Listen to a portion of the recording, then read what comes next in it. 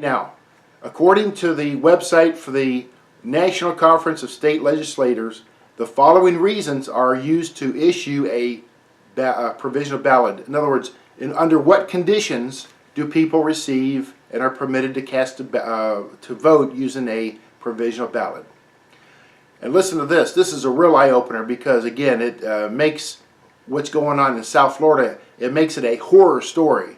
What went on in Arizona and what's going on in Georgia, it sounds like a horror story. So why are provisional ballots issued? Number one, the voter's name is not on the poll or registration list. My wife and I voted, our names were on the list. She looked it up, asked our address, verified who we were, gave us the material, we went in to vote. But here you have a man or woman or a group that maybe travel by bus, and they go here and they go here, and it's easy to vote in multiple locations. If you have a busload of 20 or 30 people, all provisional ballots, and they're all voted. The voter's name is not on the poll or registration list. And number two, provisional ballots are issued when the voter's eligibility cannot otherwise be established. Now, we weren't asked for an ID. That's not the law here in North Carolina. But if they needed an ID, like a driver's license, we had it with our current address on it. So we could prove who we are. But if you have an ineligible voter and it can't be established whether he's eligible or not, then he uses a provisional ballot. Number three, the voter's identity and or eligibility to vote has been challenged by a poll worker or election official.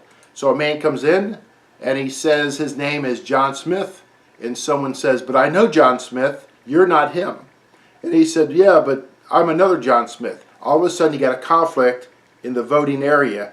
A poll worker could challenge it, and then he has to go with a provisional ballot.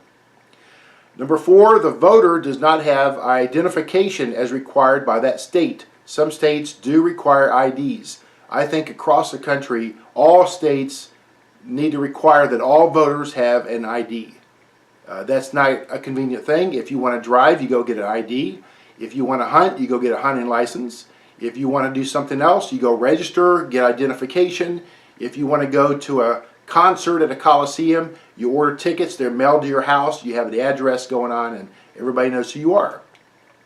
So, but could you imagine a whole busload that does not have identification as required by the state? They all get a provisional ballot, and they all disturb our election process.